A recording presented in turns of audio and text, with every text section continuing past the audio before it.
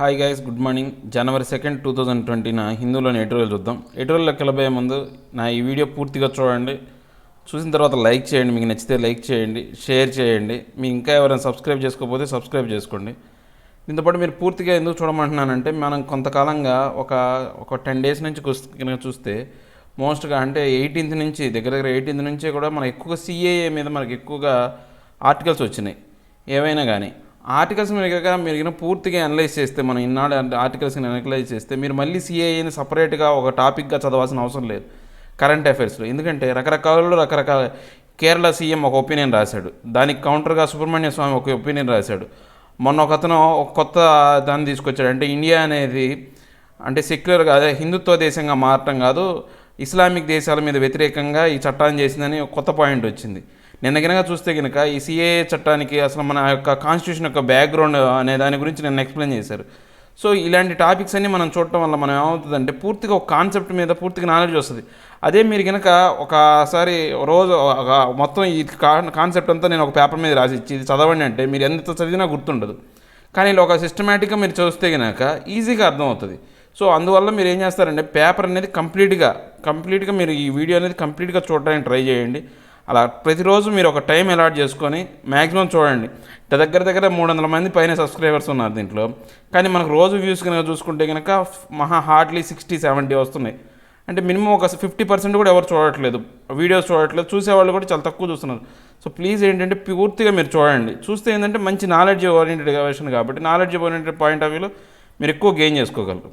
Okay, ఇక ఆర్టికల్లోకి వెళ్తే కనుక ఇన్ఫ్రాస్ట్రక్చర్ పుష్ అంటే ఇప్పుడు నిన్న మనం పేపర్లో చూసాం. మనకు ఎప్పుడైనా సరే ఈ సైడ్ ఆర్టికల్స్ కూడా ఈ న్యూస్ ఆర్టికల్స్ అనేవి ఎప్పుడు కూడా హెడ్లైన్స్ ఏవైతే ఉంటుందో హిందూలోని నిన్నటి హెడ్లైన్స్ కానీ లేకపోతే ఈరోజు హెడ్లైన్స్కి సంబంధించిన ఆర్టికల్సే రాస్తారు దీని గుంట్లో.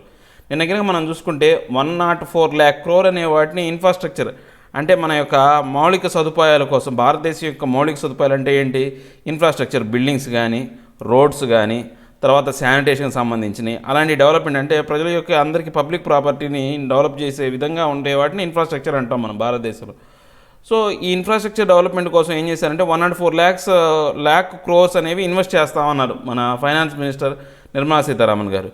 సో దానివల్ల ఏమవుతుందంటే ఈ ఎంప్లాయ్మెంట్ పెరుగుతుంది, శుభ్రంగా ఎక్కువగా ఇన్ఫ్రాస్ట్రక్చర్ మీద కాన్సన్ట్రేట్ చేస్తే కనుక మన ఎకానమీ అనేది రివైవ్ అవ్వచ్చు అనే ఒక ఆశావాద దృక్పథంతో వాళ్ళ ప్రాజెక్ట్ని స్టార్ట్ చేద్దాం అనుకున్నారు.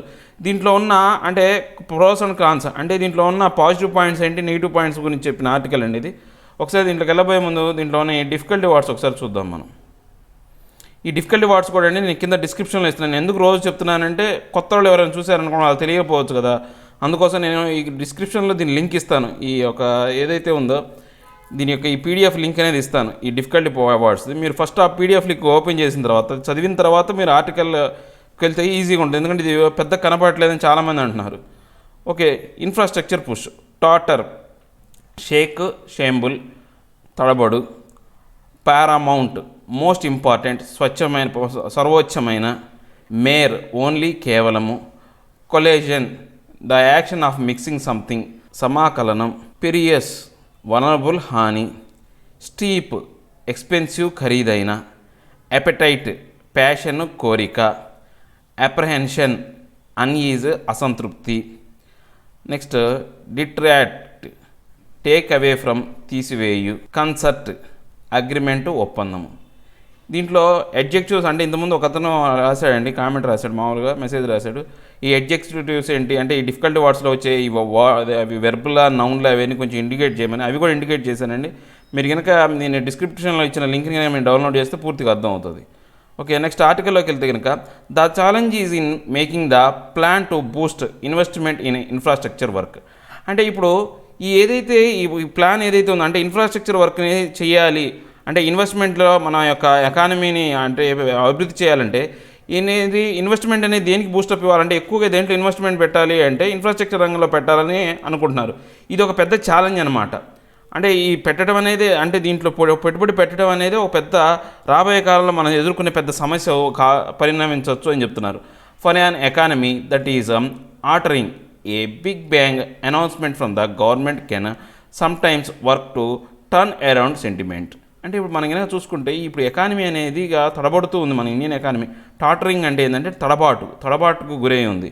ఇలాంటి సమయంలో ఏంటంటే భారతదేశంలోని ఈ లా మేకర్ ఎవరైతే ఉన్నారో నిర్మలా సీతారామన్ గవర్నమెంట్ ఏం చేసిందంటే ఒక బిగ్ బ్యాంగ్ అంటే ఒక కొత్త నిర్ణయాన్ని అనమాట, అందరూ ఎవరికి ఊహించలేని నిర్ణయాన్ని తీసుకుంది. ఏ నిర్ణయం అంటే పూర్తిగా అది సెంటిమెంట్ మీద ఆధారపడే ఉంటాయి. మనకు కొన్ని సెంటిమెంట్స్ ఉంటాయి కదా, పండగ పూట ఎక్కువగా అమ్మకాలు జరుగుతాయి. అలాంటి సెంటిమెంట్ల ఆధారితంగా ఏం చేశారంటే ఇప్పుడు కూడా ఇది కూడా ఒక సెంటిమెంటే, అంటే ఇన్ఫ్రాస్ట్రక్చర్ మీద పెట్టుబడి పెట్టడం అనేది ఒక సెంటిమెంట్ అనమాట. ఇట్లాంటి సిచ్యువేషన్ వచ్చినప్పుడు ఇది ఒక సెంటిమెంట్గా నడుస్తుంది తప్పితే దీంట్లో నిజంగా ఎంత పురోగతి ఉంటుందని చెప్పలేము. వీళ్ళు ఈ సెంటిమెంట్ ఆధారంగా చేసుకొని వర్కులు చేస్తున్నారనమాట. The unveiling by finance minister Nirmala Sitharaman on Tuesday of a mega push to infrastructure investment adding up to 102 lakh crore over the next 5 years belongs to in this category. అంటే ఇప్పుడు ఏమైంది అంటే మొన్న మంగళవారం నిర్మలా సీతారామన్ ఏదైతే స్టేట్మెంట్ ఇచ్చారో 102 lakh crore రూపీస్ని ఏది infrastructure రంగంలో పెట్టుబడి పెట్టడం అనేది ఇది కూడా ఎలాంటిది అంటే సెంటిమెంట్ మీద ఆధారపడిన ఒక విషయం అనమాట. అది కూడా ఈ సెంటిమెంట్ కేటగిరీకి వచ్చే విషయం అనమాట. Projects in energy, road, railways and urban infrastructure under the National Infrastructure Pipeline have been identified by a task force. అంటే ఇప్పుడు వీళ్ళ యొక్క టాస్క్ ఫోర్స్ అంటే ఈ యొక్క ఎవరైతే ఈ పని చేస్తున్నారో దీన్ని చేయాలనుకున్న ఒక టాస్క్ ఫోర్స్ అనే దాన్ని ఏర్పాటు చేశారు. వీళ్ళు దేన్ని ఐడెంటిఫై చేశారంటే ఎనర్జీ మీద, అంటే ఇప్పుడు మనకి ఏదైతే కరెంటుకు సంబంధించిన దాని మీద అయితేనేమి పెట్రోల్ అంటే ఎక్కువ కరెంటే తీసుకుంటాం, ప్రాజెక్ట్ ఎనర్జీకి సంబంధించినవి. తర్వాత రోడ్ మ్యాప్స్ అంటే మన యొక్క భారతదేశంలో పెద్ద నగరాలను కనెక్ట్ చేసే రోడ్ల గురించి కానీ, రైల్వేస్. తర్వాత అర్బన్ ఇన్ఫ్రాస్ట్రక్చర్ అంటే అర్బన్ అంటే పట్టణాల్లో యొక్క మౌలిక సదుపాయాలను ఏర్పరచడం. తర్వాత under the national infrastructure pipeline, ఇదంతా కూడా నేషనల్ ఇన్ఫ్రాస్ట్రక్చర్ పైప్లైన్ అనే ఒక దాన్ని పేరు పెట్టి దాని యొక్క సిస్టమ్ కిందకి తీసుకొచ్చారు. ఈ సిస్టంలో ఈ నేషనల్ ఇన్ఫ్రాస్ట్రక్చర్ పైప్లైన్లో ఇవన్నీ ఉంటాయి అనమాట. Have been identified by the task force. దీనంతా ఎవరు ఐడెంటిఫై చేశారు? టాస్క్ ఫోర్స్ ఐడెంటిఫై చేసింది. About 42% of such identified projects are already under implementation, 19% under development and 31% at the conceptual stage. ఇప్పుడు మనం కనుక చూసుకుంటే మొత్తం ఉన్న వాటిలో ఆల్రెడీ మొత్తం 100% కింద తీసుకుంటే 42% అనేది ఆల్రెడీ డెవలప్మెంట్ ప్రాజెక్ట్స్ అనేవి ఐడెంటిఫైడ్ అయినాయి. తర్వాత అవి ఆల్రెడీ ఇంప్లిమెంటేషన్లో ఉన్నాయి, అటు యొక్క పురోగతి చెందుతూనే ఉన్నాయి. ఈ ప్రాజెక్ట్ అంటే వీళ్ళకి సంబంధించిన ప్రాజెక్ట్ ఏదైతే ఉందో ఆల్రెడీ అంటే కొత్తగా వీళ్ళు చేసిందే లేదు. ఆల్రెడీ 42% అనేది ఇంప్లిమెంటేషన్లో ఉంది, 19% ఏమో కొంత డెవలప్మెంట్లో ఉంది, అంటే దాన్ని డెవలప్ చేస్తున్నారు. ఇంకా 31% ఏంటంటే కాన్సెప్చువల్ స్టేజ్, అంటే ఇంకా దాని గురించి ఆలోచిస్తున్నారు, దీన్ని ఎలా చేయాలనే దాని గురించి, అంటే దాని యొక్క మన ఫ్రేమ్వర్క్ అనేది తయారు చేస్తున్నారు అనమాట. The NIP task force appears to have gone project by project assessing each for viability and relevance in consultation with the states. ఇప్పుడు మనం కనుక చూసుకుంటే ఈ ఎన్ఐపి టాస్క్ ఫోర్స్ అనేది ఏం చేస్తుందంటే ఒక ప్రాజెక్ట్ తర్వాత ఒక ప్రాజెక్ట్ని పూర్తిగా దాన్ని అనలైజ్ చేసి అది అవసరమా కాదా, అది నిజంగా ఇంపార్టెన్స్ ఉందా లేదా ఆ ప్రాజెక్ట్. ఇప్పుడు మనం ఒక రోడ్ వేస్తాము, ఏదో పల్లెటూరు రోడ్ వేస్తే ఉపయోగం లేదు కదా, అలా కాకుండా మనం వేసే రోడ్లు కానీ లేకపోతే ఏదైనా చేసే పని అనేది అందరికి ఉపయోగపడే విధంగా రాబోయే కాలంలో మంచి ఫలితాలను ఇచ్చే విధంగా ఉందా లేదా అనేది డిస్కషన్ జరుగుతుంది. ఎవరు జరుగుతుంది? ఏదైతే మొత్తం కూడా స్టేట్సే కదా, ఆ స్టేట్లో వాళ్ళతో డిస్కషన్ చేస్తున్నారు అనమాట. Considering that the NIP will be like a window to the future, a constant review becomes paramount if this is not to degenerate into a mere collision and a listing of projects. అంటే ఇప్పుడు ఎంత కూడా ఏమవుతుందంటే ఇది NIP అనేది రాబోయే కాలంలో ఫ్యూచర్కి ఒక తలుపు లాంటిది అనమాట, ఒక కిటికీలాగా తయారైంది. ఎందుకని పూర్తిగా దీన్ని ఏం చేస్తున్నారు, రివ్యూ చేయాలా. అంటే దీన్ని రివ్యూ చేయడం అంటే ఎలా అంటే ఈ ఎన్ఐపి ఏం చేస్తుందంటే ఒక ప్రాజెక్ట్ని స్టార్ట్ చేసిన తర్వాత దాన్ని అలా చేయదు, వదిలేయరు, అంటే దాన్ని రివ్యూ చేస్తూ ఉంటారు. అంటే అది ఎలా జరుగుతుంది, దానివల్ల అంటే ఇప్పుడు పెట్టుబడి పెట్టిందంతా ఉపయోగపడుతుందా లేదా, లేకపోతే దానికి కరెక్ట్గా ప్రాసెస్ జరుగుతుందా లేదా అనేది ఒక విండో, అంటే విండో లాగా ఉంటుంది, అంటే మనం చూడటం అనమాట. ఎక్కువగా మనం దాని మీద కాన్సన్ట్రేట్ చేయడానికి అవకాశం ఉంటుంది. అలా చేయడం అనేది ఒక పారామౌంట్ అనమాట, అది అత్యంత ఉన్నతమైన స్థితి అనమాట. If this is not a degenerate into a mere collation and listing of projects. అంటే ఇది ఎలా ఉంది, ఎలా ఉండకూడదు అంటే రాబోయే కాలంలో కలగాపులగంలా ఉండకూడదు, అంటే అంతే కలిపిరేసినట్టు లేకపోతే ప్రాజెక్ట్ని లిస్ట్ చేసినట్టు మాత్రమే ఉండకూడదు. పూర్తిగా అన్నీ ఇదే పర్యవేక్షణ అనేది జరగాలి. అలా కాకుండా పూర్తిగా కలగాపులగంలానో అంటే అన్నిటితో పాటు కలిసిపోయి పనిచేయడం కానీ, లేదా ఒక ప్రాజెక్ట్ని లిస్ట్అవుట్ చేసి ఆ బాధ్యతని ఆ స్టేట్కి అప్పగిచ్చి ఇది పట్టించుకోకుండా ఉండటం మాత్రం, అలాంటి పనులు మాత్రం అవ్వకూడదు. ఏ periodic review A promised by the finance minister is necessary. అంటే ఒక పీరియాడిక్, ఒక టైం టు టైం అనేది ఆ ప్రాజెక్ట్ మీద పీరియాడిక్గా రివ్యూ చేయడం అనేది ఈ నిర్మలా సీతారామన్ ప్రామిస్ చేశారు, ఫైనాన్స్ మినిస్టర్ ప్రామిస్ చేశారు. అది కరెక్ట్గా అవసరం. The government push on infrastructure development will not only enable is of living such as metro trains in cities and towns, but also create jobs and increase demand for primary commodities such as cement and steel. అంటే ఇప్పుడు government అనేది infrastructure డెవలప్మెంట్ని ఎందుకు push చేస్తుంది అంటే ఏదైతే సిటీస్లో వాళ్ళ యొక్క పరిస్థితులను మెరుగుపరచడానికో లేకపోతే అందరి సిటిజన్స్కి ఆ ట్రైన్ ఫెసిలిటీస్ని ఆ సిటీస్లో టౌన్స్లో కల్పించడం కోసం ఒక్కదాని కోసమే కాదు, ఇది ఏం చేస్తుందంటే రాబోయే కాలంలో ఎక్కువగా ఉద్యోగాలని ఇంకా ఇచ్చే విధంగా ఇప్పుడు అంతే కదా. మెట్రో ట్రైన్స్ ఉంటే దానికి ఎక్కువ మంది పనివాళ్ళు కావాలి. అంటే ట్రైన్ నడిపే వాళ్ళ దగ్గర అంటే రైల్వే ఎంప్లాయీస్ దగ్గర నుంచి ఆ మెయింటెనెన్స్ స్టేషన్ మెయింటైన్ చేసేవాళ్ళు, టికెట్లు ఇచ్చడం, సో ఇలా రకరకాలుగా జాబ్స్ అనేవి పెరిగిపోతాయి. దాంతోపాటు ఇంకా ఏమవుతుంది, డిమాండ్ పెరుగుతుంది. ఏది ప్రైమరీ కమోడిటీస్. ఇప్పుడు ఈ రైల్వే మెట్రో ట్రైన్స్ అవన్నీ కట్టాలి అంటే ఆ బ్రిడ్జిలు అవన్నీ కట్టాలి, ఆ పోల్స్ అవన్నీ వేయాలి. సో దానివల్ల ఏమవుతుంది, స్టీలు సిమెంట్ యొక్క రంగాల మీద ఎక్కువ ఆధారపడాలి. సో వాటిలో కొనుగోలు పెరుగుతుంది అనమాట. సో ఆ రంగాలు అనేవి మెరుగుపడతాయి. స్టీలు సిమెంట్ అనేవి మనం చెప్పుకున్నాం కదా, 8 మెయిన్ రంగాలు కొన్ని ఉన్నాయి మనకు, అంటే అవే మెయిన్ అనమాట మన ఎకానమీని బూస్టప్ చేయడం. వాటిలో ఈ స్టీల్ ఇన్ఫ్రాస్ట్రక్చర్ రంగం కూడా, ఈ స్టీల్ సిమెంట్ కూడా ఒక పార్ట్ అనమాట. From this perspective this push to invest in infrastructure is welcome. అంటే ఈ పాయింట్ ఆఫ్ వ్యూలో కనుక చూసుకుంటే, ఈ పర్స్పెక్టివ్లో అంటే ఈ విషయంలో కనుక చూసుకుంటే కనుక మనం చెప్తే కనుక ఈ ఇన్ఫ్రాస్ట్రక్చర్ మీద పెట్టుబడులు పెట్టడం అనేది ఆహ్వానించదగ్గ విషయమే. Identifying the projects to be put on the pipe line is a easy part. ఇప్పుడు మనం ప్రాజెక్టులన్నీ ఐడెంటిఫై చేసి ఈ ఊర్లో మెట్రో కట్టాలి, లేకపోతే ఈ ఊర్లో రోడ్లు వేయాలి, అలాంటివి ఐడెంటిఫై చేయడం అనేది చాలా ఈజీ పార్ట్ అనమాట. Implementing and commissioning them will be the more difficult one. అంటే ఇప్పుడు మనం ఏదైనా పని గురించి ఆలోచించడం అనేది చాలా ఈజీ, కానీ దాని ఇంప్లిమెంటేషన్ అంటే దాన్ని ఎప్పుడైతే మనం దాని గురించి ఇంప్లిమెంట్ చేయడానికి వచ్చేసరికల్లా దాంట్లో తర్వాత కమిషనింగ్ దానిని ఆ మీద పని చేయడానికి వచ్చేసరికల్లా అది కష్టమైన టాస్క్ అవుతుంది అనమాట. There are a few hurdles that the NIP task force needs to watch out for. అంటే ఇప్పుడు మనం కనుక చూసుకుంటే కనుక ఇంకా కొన్ని హార్డిల్స్ ఉన్నాయి, అంటే ఇంకా కొన్ని అవరోధాలు ఉన్నాయి. ఈ NIP వాళ్ళు ఇంకా సాల్వ్ చేయాల్సిన కొన్ని అవరోధాలు ఉన్నాయి. First the finance planning assumes that the centre and state will fund 39% each while private sector will chip in with 22% of outlay. ఇప్పుడు మనం కనుక చూసుకుంటే దీంట్లో ఇప్పుడు మనం ఇన్ఫ్రాస్ట్రక్చర్ మీద పెట్టుబడి పెట్టాలనుకున్నాం, బాగానే ఉంది. ఏది 102 లక్షల కోట్ల రూపాయలు పెట్టుబడి పెట్టాలనుకున్నాం. ఈ పెట్టుబడులు అనేవి ఎక్కడి నుంచి తీసుకురావాలంటే ఏం చెప్పారు అంటే state government, central government 39% share చేసుకుంటాయి. అంటే ఇప్పుడు మొత్తం 102 సపోజ్ 1,00,000 కోట్లు అనుకోండి మొత్తం. అంటే 1,00,000 కోట్లలో 39 లక్షల కోట్లేమో సెంట్రల్ గవర్నమెంట్, 39 లక్షలేమో స్టేట్ గవర్నమెంట్, 22 లక్షల కోట్లేమో వచ్చేసి ప్రైవేట్ సెక్టర్ వాళ్ళు పెట్టుబడులు పెట్టాలనే ఉద్దేశంలో రేషియో ఇచ్చారనమాట. Going by the present physical situation it will be no small challenge for the centre to raise 39 lakh crore even if it is over the next 5 years. అంటే ఇప్పుడు మనం కనుక చూసుకుంటే కనుక ఇప్పుడున్న ఎకనామిక్ సిచ్యువేషన్లో, ఆర్థిక పరిస్థితుల్లో మన భారతదేశం యొక్క సెంట్రల్ గవర్నమెంట్ 39 లక్షల కోట్లని ఈ పెట్టుబడి పెట్టడం అనేది అసలు అసాధ్యం ఇప్పుడున్న పరిస్థితుల్లో. ఇంకా నెక్స్ట్ 5 ఏళ్ళలో కూడా మనం చెప్పలేము, అంత అమౌంట్ అనేది పెట్టడం అనేది కష్టం. The financial position of state is even more perilous. అంటే ఇప్పుడు మనం కనుక చూసుకుంటే రాష్ట్రాల పరిస్థితి ఏమైనా బాగుందంటే వాటికి దీనికన్నా సెంట్రల్ గవర్నమెంట్ కన్నా ఇంకా దరిద్రంగా ఉంది. పెరిలేస్ అంటే ఇంకా తక్కువ స్థాయిలో ఉంది అని అనమాట, ఇంకా హానికరమైన పొజిషన్ అని చెప్పేసి. Second, the 22 lakh crore expected from private investment also looks steep considering the lack of appetite for fresh investment by the private sector in the last few years. ఇంకా 22 లక్షల కోట్లు ప్రైవేట్ సెక్టర్ నుంచి పెట్టుబడులుగా ఆశిద్దాం అనుకున్నారు కదా. ఇప్పుడున్న ఫైనాన్షియల్ పొజిషన్లో ఈ ప్రైవేట్ సెక్టర్ వాళ్ళందరూ కూడా ఎవరు ఇష్టం చూపించట్లేదు, పెట్టుబడుల కోసం ఎక్కువ ఇష్టం చూపించట్లేదు. ఎందుకని పెట్టుబడి పెడితే ఆ పెట్టుబడి రాకుండా పోయింది అనుకోండి, లాసెస్ వస్తాయని ఎవరు ఇష్టం చూపించట్లేదు అన్నమాట ప్రైవేట్ సెక్టర్ వాళ్ళు కూడా. In fact this factor has been a major drag on economic growth. ఇప్పుడు ఇక్కడ ఇదే ఇప్పుడు మనకి ఇబ్బందికరమైన పరిస్థితి ఏంటంటే పెట్టుబడి పెట్టకపోవటమే అనమాట. ఇదే మన వెనక్కి లాగుతుంది, ఎకనామిక్ గ్రోత్ని వెనక్కి లాగుతుంది. ఏంటంటే ఈ పెట్టుబడి పెట్టడానికి మన దగ్గర డబ్బులు లేవు. Given the scale of investment, debit will play an important role and it remains to be seen if banks have gotten over their apprehensions on infrastructure financing as a major part of their bad loans oriented there. అంటే ఇప్పుడు మనం కనుక చూసుకుంటే కనుక ఇప్పుడు ఈ అప్పులు కానీ తర్వాత ఈ ఇన్వెస్ట్మెంట్ కానీ లేదా ఈ ఏదైతే డెబిట్ ఉందో మనకి ఈ అప్పులు అయితే ఉన్నాయో ఇవన్నీ కూడా చాలా ఇంపార్టెంట్ రోల్ని ప్లే చేస్తాయి అనమాట. రాబోయే కాలంలో ఈ బ్యాంకులు కనుక అప్రహెన్షన్స్ అంటే అయిష్టతను చూపిస్తాయి.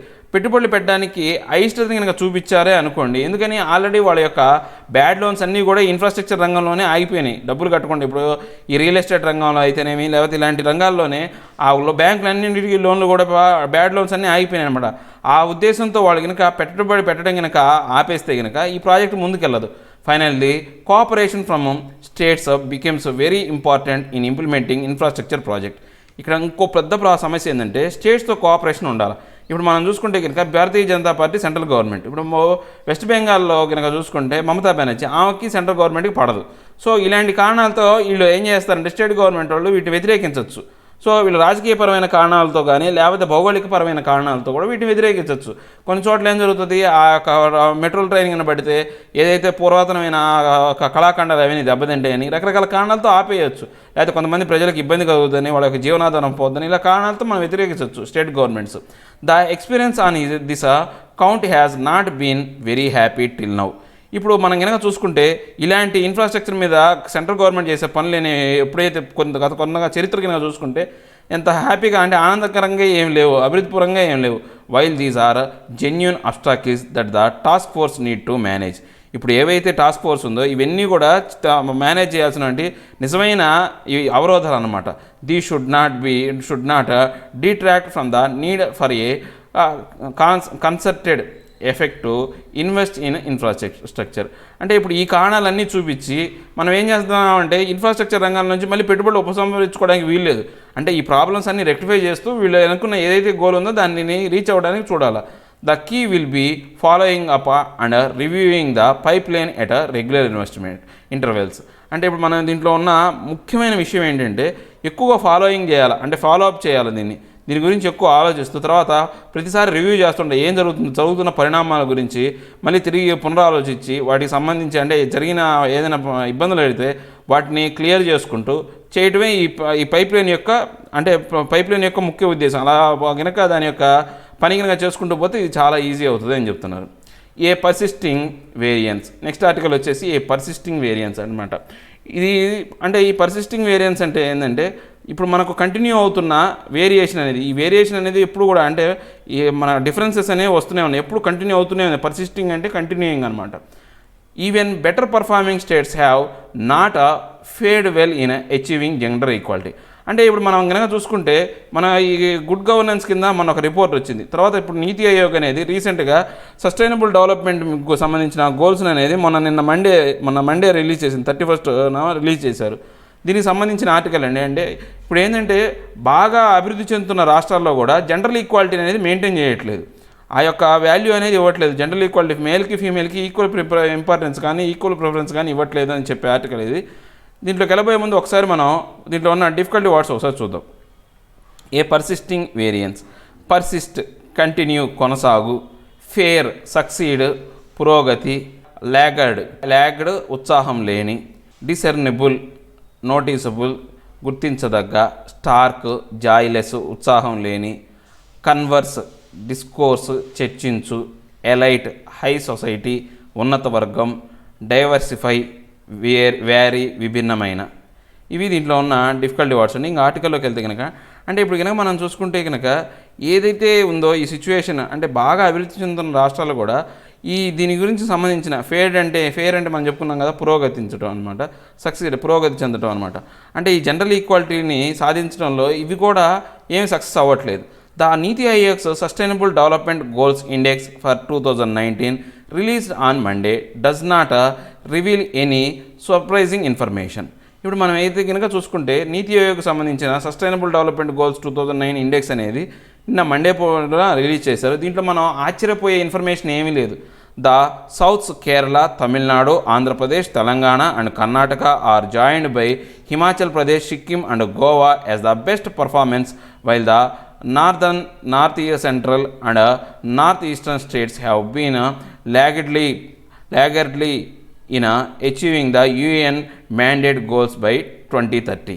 ఇప్పుడు మనం కనుక చూసుకుంటే మన సౌత్లో ఉన్న కేరళ కానీ, తమిళనాడు కానీ, ఆంధ్రప్రదేశ్, తెలంగాణ, కర్ణాటక తో పాటు హిమాచల్ ప్రదేశ్, సిక్కిం, గోవా కూడా కలిసి చాలా మంచి యొక్క అభివృద్ధిని చూపిస్తున్నాయి అనమాట. ఏది దీనికి సంబంధించింది, ఏది యూఎన్ ప్రపోజల్, యూఎన్ మ్యాండేట్ అంటే ఒక విధిగా పెట్టిన ఆ గోల్స్ ఏదైతే ఉందో, ఏది సస్టైనబుల్ డెవలప్మెంట్ గోల్స్కి సంబంధించిన వాటిని 2030కి వాళ్ళు ఒక టార్గెట్ పెట్టారనమాట. ఆ టార్గెట్ని ఇవన్నీ రీచ్ అయ్యింది, దగ్గర రీచ్ అవుతున్నాయి, మంచి అంటే పర్ఫార్మెన్స్ అనేది బాగుంది.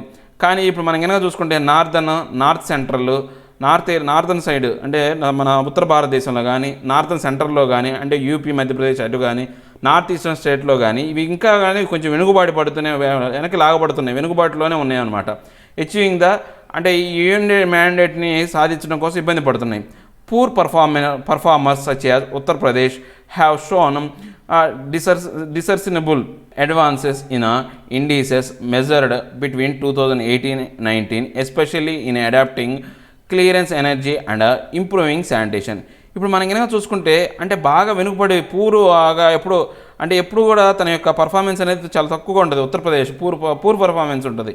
అలాంటిది కూడా దాని యొక్క అది అడ్వాన్స్ అయింది, అంటే దాని అభివృద్ధి చెందుతూ వచ్చిందనమాట. కొన్ని రంగాల్లో ఏది 2018-19 లెక్కలతో కన్నా కొంచెం అభివృద్ధి చెందుతూ వచ్చిందనమాట. దేని మీద? Clear energy. అంటే మా క్లియర్ ఎనర్జీ అంటే పొల్యూషన్ లేకుండా వచ్చే ఎనర్జీ ఏదైతే ఉందో క్లీనర్ ఎనర్జీ, ఆ క్లీనర్ ఎనర్జీ నుంచి తర్వాత ఇంప్రూవింగ్ శానిటేషన్. అంటే శానిటేషన్ అంటే స్వచ్ఛ భారత్ కింద మనకు బాత్రూమ్స్ మెయింటెనెన్స్ కానీ, లేకపోతే ఆ కాలువలు మెయింటైన్ చేయడం కానీ ఇవన్నీ కూడా దాంట్లో ఇంప్రూవ్ అయింది. But the regional divide is a stark in basic livelihood goals such as eradication of poverty and good health and well being are even in measures such as industry, innovation and infrastructure. ఇప్పుడు మనం కనుక చూసుకుంటే కనుక ఇవి ఇంకా ఒక వ్యతిరేకమైన పరిస్థితుల్లోనే ఉంది. ఏంటి బేసిక్ లైవ్లీహుడ్ గోల్స్ అంటే మనకు మనిషి జీవించడానికి సాధారణమైన ఏవైతే అవకాశాలు ఉంటాయో, అవి బేసిక్ నీడ్స్ ఏవైతే ఉంటాయో దాన్ని ఇవ్వడం కోసం ఇచ్చేవాట్లు. అంటే ఎరాడికేటింగ్ పావర్టీ అనేది తొలగించడం దాంట్లో వెనకబడే ఉంది. గుడ్ హెల్త్, మంచి ఆరోగ్యాన్ని ఇవ్వడంలో వెనకబడే ఉంది. వెల్ బీయింగ్ అంటే పౌరుల యొక్క ఆరోగ్యం, వాళ్ళ యొక్క మనుగడ అనేది చక్కగా ఉండడం అనేది వెనకబడే ఉంది. Even in measurements in industry అంటే ఇండస్ట్రియల్గా డెవలప్మెంట్ అవడంలో వెనకబడి ఉంది. తర్వాత ఇన్నోవేషన్, కొత్త వాటిని ప్రవేశపెట్టడం కానీ, తయారు చేయడం కానీ వాటిలో వెనకాలే ఉంది. ఇన్ఫ్రాస్ట్రక్చర్, మనం ఇప్పుడు చెప్పుకున్నాం కదా ఇందాక ఆర్టికల్, ఇన్ఫ్రాస్ట్రక్చర్ మౌలిక సదుపాయాలు అవి కల్పనలో కూడా వెనకబడే ఉంది. This points to variance in both state governance and in administrative structure and implementation of welfare policies. అంటే ఇప్పుడు ఈ పాయింట్స్ అన్నీ కూడా ఏం చెప్తున్నాయంటే ఈ స్టేట్ గవర్నమెంట్ యొక్క గవర్నెన్స్ని అంటే వాటి యొక్క పరిపాలనా విధానాన్ని, తర్వాత అడ్మినిస్ట్రేటివ్ స్ట్రక్చర్ ఆ పరిపాలనా విధానంలో ఉండే ఏదైతే ఆ స్ట్రక్చర్ ఉందో, తర్వాత ఇంప్లిమెంటేషన్ ఆఫ్ వెల్ఫేర్ పాలసీస్ అవి అంటే మనం ఏదైనా వెల్ఫేర్ పాలసీ చెప్పడం కాదు, అంటే మన పాలసీస్ చెప్తాం మనం, అంటే పౌరులను ఉద్దేశించి వాళ్ళ యొక్క బాగును కోరి తయారు చేసే పాలసీస్ ఉంటాయి అన్నమాట. అవి చేసినంత మాత్రం గొప్పగా ఉండదు, ఇంప్లిమెంటేషన్ అనేది కరెక్ట్గా ఉండాలి. ఎప్పుడైనా అవి కరెక్ట్గా అందుతున్నాయా లేదా చూడాలా. దీని మీద ఇవి రకరకాలుగా చూపిస్తున్నాయి, అంటే వీటి మధ్య వ్యత్యాసాలను చూపిస్తున్నాయి అనమాట. The south led by Kerala and Tamil Nadu has done much more in orienting administrative institutions to deliver on basic welfare, leading to actions on health care, education, poverty eradication and hunger with a governance structure turned to competitively monitoring actions on this front. అంటే ఇప్పుడు మనం ఇంకా చూసుకుంటే ఈ సౌత్లో కేరళ కానీ తమిళనాడు కానీ అవి చాలా బాగా వాటి యొక్క పరిపాలన విధానం ఇన్స్టిట్యూషన్స్ అనేవి కరెక్ట్గా బాగా నడుస్తున్నాయి.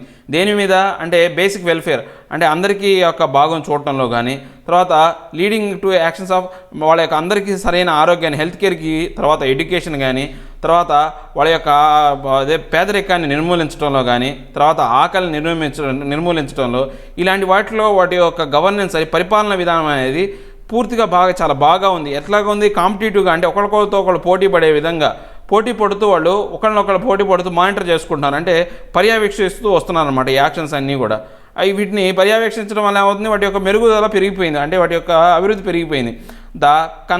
The converse is true of northern states Bihar and Uttar Pradesh were outcome have remained relatively poor despite there not being much of a difference in governance structure. అంటే ఇప్పుడు మనం కనుక చూసుకుంటే కనుక ఇప్పుడు మన భారతదేశంలో బీహారు, ఉత్తరప్రదేశ్ అనేవి వాటి గురించి మనం కనుక చర్చలోకి ఇస్తే కనుక కన్వర్స్ అంటే ఒక డిబేట్ లాంటిది అనమాట. ఒక చర్చ కనుక మనం కనుక చూసుకుంటే కనుక ఈ బీహార్ కానీ ఉత్తరప్రదేశ్ అనేవి ఎప్పుడూ కూడా వెనకబడే ఉంటాయి. ఎందుకని? వాటి యొక్క పరిపాలనా స్ట్రక్చర్ అనేది సరిగా ఉండదు. అక్కడ ఉండే పరిపాలించే నాయకులు పూర్తిగా పురోగతి చెందిన వాళ్ళు కానీ లేకపోతే మంచి వాళ్ళ యొక్క ఐడియాలజీ అనేది కరెక్ట్గా ఉండకపోవడం వల్లనే ఇలాంటి జరుగుతున్నాయి అనే వాదన అనేది కరెక్ట్ అనమాట. The obvious answer to the puzzle could be the presence of historical socio political movements that have resulted in greater circulation of elite in power and which have addressed issues related to welfare more thoroughly in the south, Kerala and Tamil Nadu in particular. ఇప్పుడు మనం కనుక చూసుకుంటే కనుక అసలు ఈ Kerala and తమిళనాడులో ఎందుకు వచ్చింది అంటే అక్కడ చాలా సోషియో పొలిటికల్ మూమెంట్స్ వచ్చినాయి. అంటే సామాజికపరమైన రాజకీయ మార్పులు ఆ మూమెంట్స్ అనేవి వచ్చి అక్కడ ఏమైందంటే ఎలైట్స్ అంటే ఒక గొప్ప కుటుంబం వాళ్ళు ఉన్నతమైన కుటుంబం వాళ్ళు ఏమయ్యారంటే వాళ్ళు పదవుల్లోకి వచ్చారు, పవర్లోకి వచ్చారు, అధికారంలోకి వచ్చారు. వాళ్ళు వచ్చి ఏం చేశారు అంటే వాళ్ళు పూర్తిగా ఈ వెల్ఫేర్ వాటికి సంబంధించిన అంటే ప్రజల యొక్క బాగోగులకు సంబంధించింది వాటి గురించి ఎక్కువగా ఆలోచించి ఎక్కువగా పనిచేశారనమాట. సో అందువల్ల ఈ తమిళనాడు కానీ కేరళలో కానీ ఈ పర్టికులర్గా ఈ రెండు రాష్ట్రాల్లోనే డెవలప్మెంట్ అనేది అంత బాగుందనమాట. అంటే ఒక గొప్ప సొసైటీ వాళ్ళు అంటే ఆర్థికంగా కావచ్చు లేకపోతే ఎడ్యుకేషన్ పరంగా కావచ్చు వాళ్ళు ఉన్నత వర్గానికి చెందిన వాళ్ళు ఇది పరిపాలన చేశారనమాట. అందుకని ఇవి బాగున్నాయి. వాళ్ళ అడ్మినిస్ట్రేషన్ స్ట్రక్చర్ బాగుంది కాబట్టి అవి డెవలప్మెంట్లోకి వచ్చినాయి. Even these states need to go further in reaching the UN's SDGs and achieving the living standards of both first world and other developing nations. అంటే ఇప్పుడు ఇంకా రాబోయే కాలంలో ఇవి ఇంకా ముందుకు అభివృద్ధి చెంది ఏదైతే యుఎన్ సస్టైనబుల్ డెవలప్మెంట్ గోల్స్ కింద ఏవైతే అచీవ్మెంట్స్ టార్గెట్స్ పెట్టిందో ఆ లైవ్లీహుడ్ స్టాండర్డ్స్ కానీ ఇవన్నీ కూడా రీచ్ అయ్యి ఫస్ట్ వరల్డ్ అంటే ఒక ప్రపంచంలోనే ముందు స్థానంలో ఉన్న రాష్ట్రాలుగా పరిణితి చెందొచ్చు. ఇంకా ముందు రోజులు ఇంకా డెవలపింగ్ నేషన్లో భాగంగా తయారవ్వచ్చు అని చెప్తున్నారు. The western states, especially Gujarat and Maharashtra, are also better off in economic growth and industry, indicating a diversified economy, higher employment ratio, skilled labor and better entrepreneurial culture. ఇప్పుడు మనం కనుక వెస్టర్న్ సైడ్ అంటే మన యొక్క west side ఏదైతే ఉందో చూసుకుంటే ఆ పడమటి భాగం ఏదైతే ఉందో గుజరాత్, మహారాష్ట్ర ఈ రెండు రాష్ట్రాలు కూడా మంచి పొజిషన్ ఇస్తున్నాయి, భారతదేశానికి ఒక మంచి సపోర్ట్ ఇస్తున్నాయన్నమాట. దేనికి ఆర్థిక పరంగా ఎకనామిక్ గ్రోత్లో కావచ్చు, తర్వాత ఇండస్ట్రియల్ డెవలప్మెంట్లో కావచ్చు, తర్వాత ఎకానమీలో రకరకాల డైవర్సిఫైడ్ అంటే రకరకాల విభిన్నమైన రంగాల్లో ఇది ఎదుగుతూ వస్తున్నాయి అన్నమాట. ఎంప్లాయ్మెంట్ రేషియోని పెంచుతున్నాయి, తర్వాత స్కిల్డ్ లేబర్స్ బాగుంటున్నారు, తర్వాత ఎంటర్ప్రీనర్స్ అంటే కొత్తగా కంపెనీలు పెట్టేవాళ్ళు కానీ కొత్తగా వ్యాపారాలు కానీ బిజినెస్ చేసేవాళ్ళు కానీ ఎక్కువ పెరగడానికి ఇవి కూడా సహాయపడుతున్నాయి అన్నమాట. A major fault line in India is on achieving gender equality were bearing middle performers such as Himachal Pradesh, Kerala and Jammu and Kashmir. The rest of the country fall short. ఇప్పుడు మనం కనుక చూసుకుంటే భారత్ ఎప్పటికీ వెనుకబడుతుంది ఎప్పుడు అంటే ఈ జెండర్ ఈక్వాలిటీని అంటే ఈ యొక్క లింగ భేదాలని ఈక్వల్గా బ్యాలెన్స్ చేయడంలో ఎప్పుడు భారత్ వెనకబడింది. భారతదేశంలో ఒక మాదిరిగా చెప్పాలి అంటే ఒక మిడిల్ క్లాస్లో చెప్పాలి అంటే హిమాచల్ ప్రదేశ్, కేరళ, జమ్మూ కాశ్మీర్ అని ఒక మాదిరిగా ఉంటే మిగతా అన్ని రాష్ట్రాలు అనేది చాలా తక్కువ స్థాయిలో ఉన్నాయి ఈ జెండర్ ఈక్వాలిటీలో. లో sex ratio 896 female per 1000 males. అంటే ప్రతి 1000 మంది మగవాళ్ళకి 896 మంది మాత్రమే ఆడపిల్లలు ఉన్నారు. దానివల్ల ఏమవుతుంది, ఈక్వాలిటీ లేదు. ఈక్వాలిటీ లేకపోతే రేపు పెళ్ళిళ్ళప్పుడు ఈక్వల్గా ఉంటేనే కదా పెళ్లి చేసుకునేది. పెళ్ళిళ్ళు అప్పుడు ఏమవుతుంది, డిఫిషియట్ వస్తుంది. దగ్గర ఎంతమంది ఉన్నారు, 104 మంది డిఫిషియట్లో ఉన్నారు. So poor labour force participation and presence in managerial positions only 17.5% and 30% according to the report. అంటే ఇప్పుడు మనం కనుక చూసుకుంటే లేబర్ ఫోర్స్లో అంటే ఈ చిన్న పనులు లేబర్ పని చేసే వాళ్ళలో కూడా ఆడవాళ్ళ యొక్క పొజిషన్ అనేది తక్కువగా ఉంది. దాంతోపాటు ఏది ఇంకా మంచి పొజిషన్ వేరే ఉన్నాయంటే అవి కూడా తక్కువనే. ఒక దాంట్లో లేబర్ పొజిషన్ అయితే 17.5% అయితే మిగతా దాంట్లో 30% మాత్రమే ఉందన్నమాట. High level of informality of labour, a major gender pay gap, females earned 78% of the wages earned by males in regular salaried employment. అంటే ఇప్పుడు మనం కనుక చూసుకుంటే అనేది ఈ యొక్క లేబర్ తక్కువ ఉండటమే కాదు, వీళ్ళకి ఇచ్చే జీతభత్యాలు కూడా ఒక మగోడు చేసే పనికి ఆడవాళ్ళు చేసే పనికి మగోడికి 100 రూపాయలు ఇస్తే ఆడవాళ్ళకి 78 రూపాయలు మాత్రమే ఇస్తారు అదే పనికి.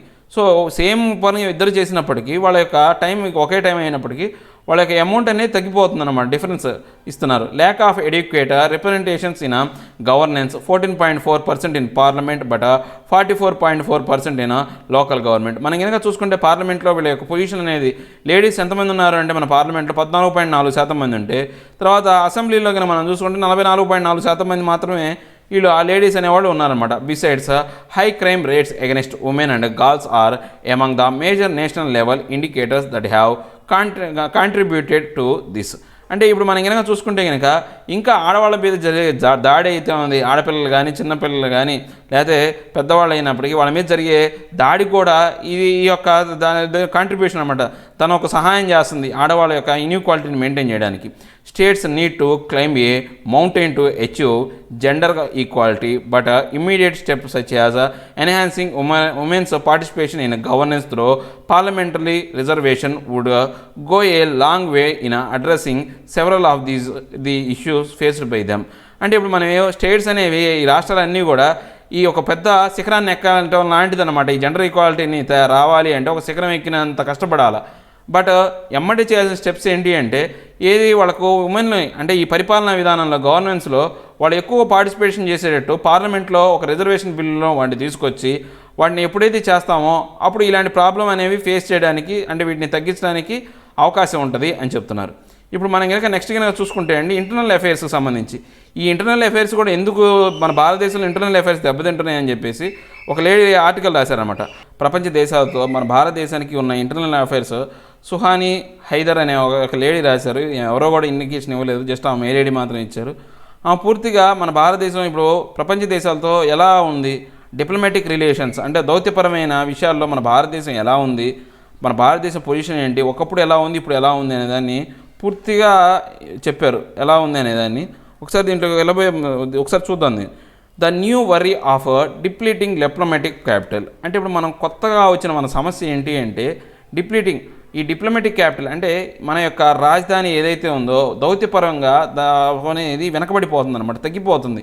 అంటే ప్రపంచ దేశాలతో ఈ స్నేహపూరిత భావం దౌత్యపరమైన విషయంలో భారతదేశం అనేది వెనకబడిపోతుంది. It would be a gross misreading by India to dismiss global reactions to its domestic events as a interface in its affairs.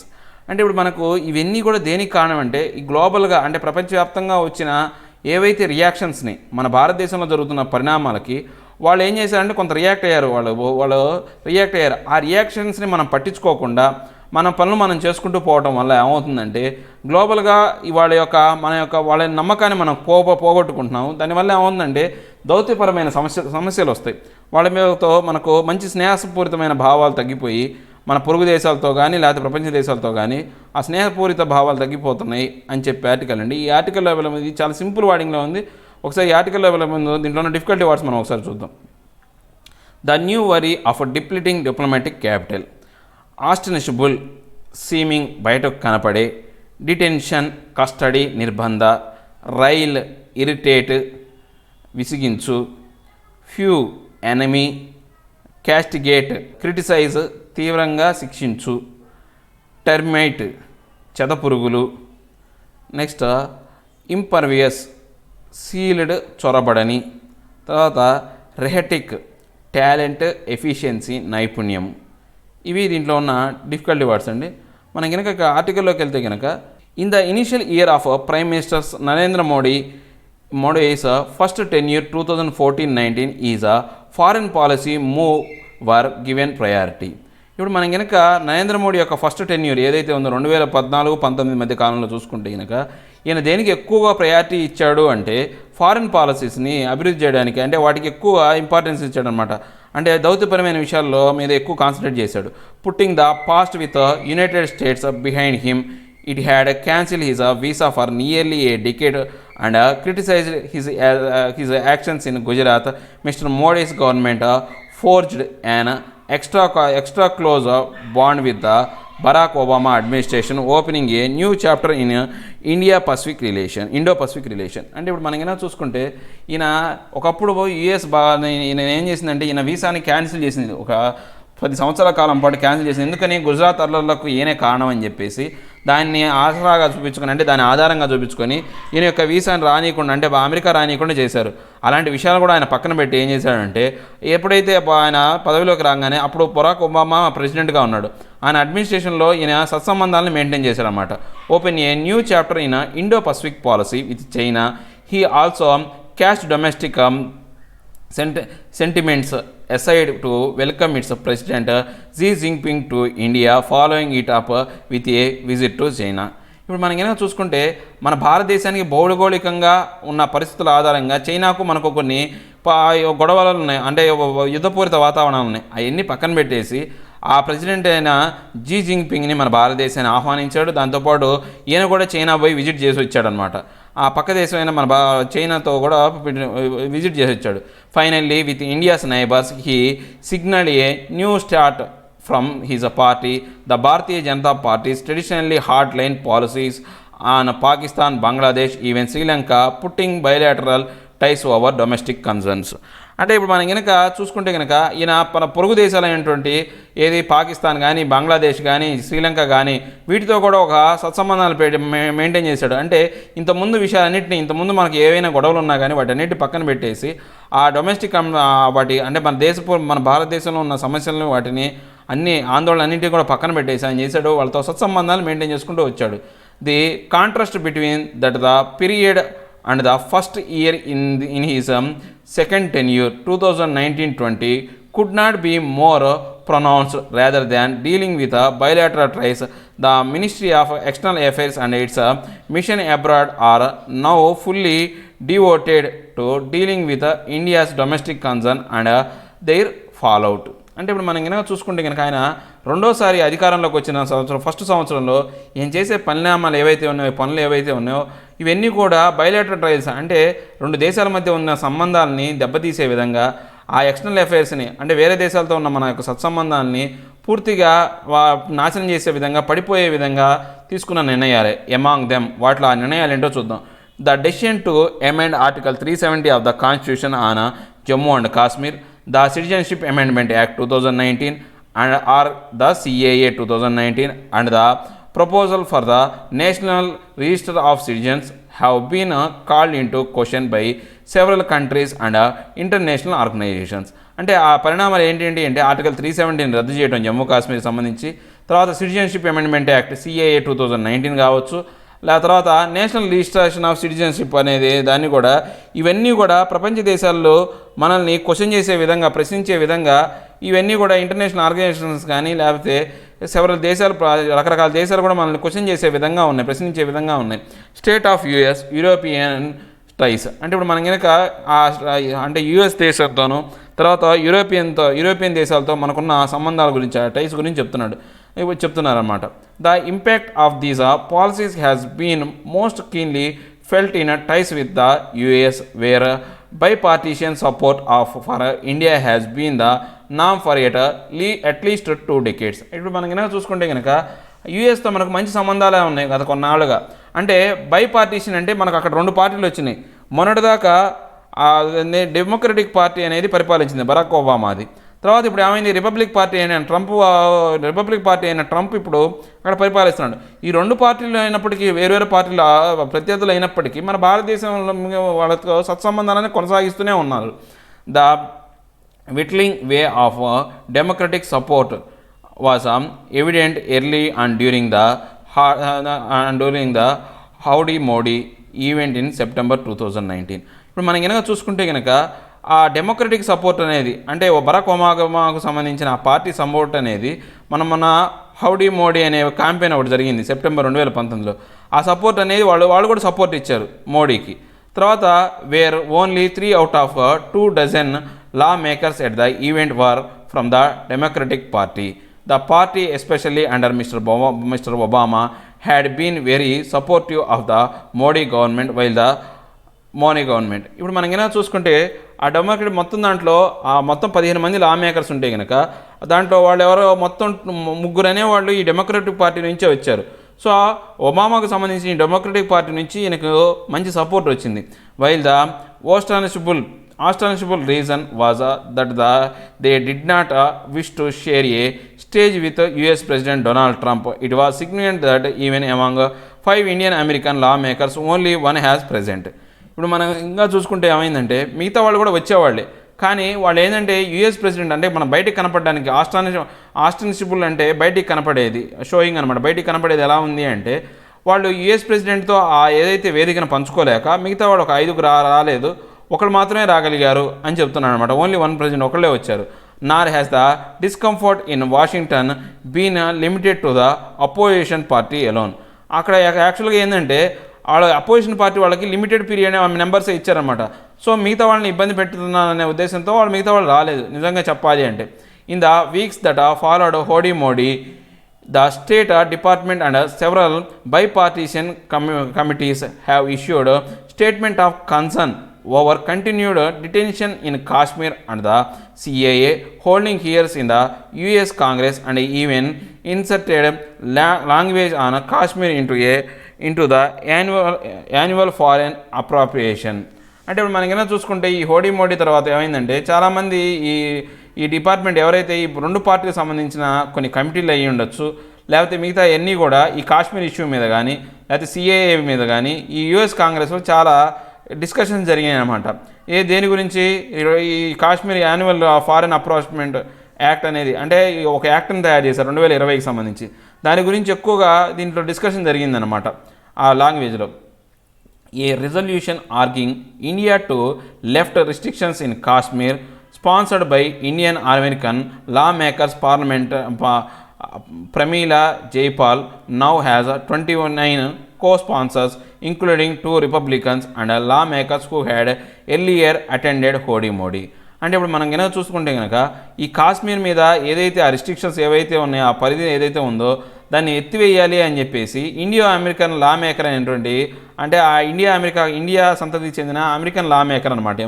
ఎవరు? పరిమిలా జైపాల్ అనే ఆమె, దాంతోపాటు ఆమె యొక్క వాళ్ళతో పాటు కో స్పాన్సర్స్ ఆమెతో పాటు ఒక 29 మంది, దాంట్లో రిపబ్లికన్స్ కూడా ఉన్నారనమాట. తర్వాత రిపబ్లికన్ లా మేకర్స్ వాళ్ళు కూడా ఉన్నారు, 2 రిపబ్లికన్స్ ఉన్నారు. తర్వాత లా మేకర్స్ వీళ్ళందరూ ఏం చేశారంటే వీళ్ళందరూ కూడా హోడీ మోడీ ప్రోగ్రామ్కి అటెండ్ అయిన వాళ్ళు దానికి వ్యతిరేకంగా ఒక రిజల్యూషన్ పాస్ చేశారు. The same issues found voice in the UK parliament. అంటే ఇలాంటివి వాయిస్ అనేది అంటే ఇలాంటి ఈ విషయం మీద ఇదే రకమైన ధోరణిలో మాటలు అనేవి యూకే పార్లమెంట్లో కూడా జరిగినాయి.